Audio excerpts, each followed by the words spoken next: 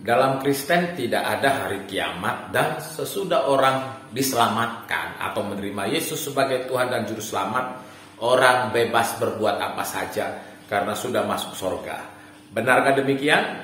Dalam agama saya dulu tuh nggak ada hari kiamat. Nggak ada hari pembalasan, intinya ya kita mau masuk aja, masuk surga aja. Nah, saya mikirnya kayak gini, kalau saya dulu di agama saya, kalau masuk surga ya udah saya nggak usah aja berbuat baik, saya bunuh orang aja, tentu saya udah label masuk surga gitu lah.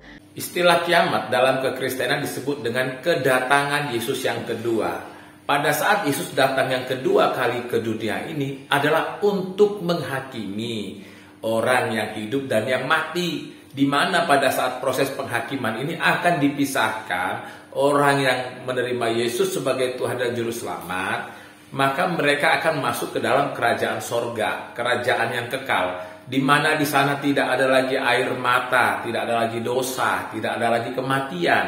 Tapi yang ada di sana itu adalah kesempatan di mana kita bersekutu dengan Allah. Sesudah ada pemisahan antara atau ada penghakiman antara orang yang menerima Yesus dan yang tidak, maka kemudian dunia akan dipulihkan kembali. Dunia yang hidup, dunia yang tanpa dosa. Itulah nanti yang disebut sebagai hari kiamat di dalam kekristenan.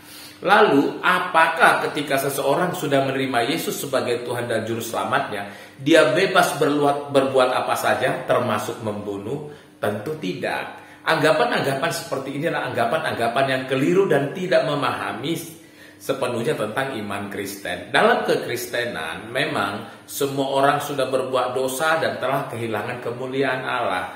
Dosa hanya bisa dihapus oleh yang menentukan itu dosa atau tidak, yaitu Allah sendiri lewat anaknya Yesus Kristus. Itulah sebabnya jalan yang diberikan Allah adalah menerima Yesus sebagai Tuhan dan Juru Selamat untuk bisa diampuni dosanya. Lalu kalau sudah diampuni dosanya, apakah orang bebas berbuat apa saja? Tentu tidak. Karena walaupun dosa diampuni, tetapi konsekuensi dari dosa itu harus tetap ditanggung. Misalnya seorang pembunuh, maka dia akan tetap menanggung konsekuensi dari perbuatan membunuh. Kalau konsekuensi tetap ada, makanya orang tidak mau berbuat dosa.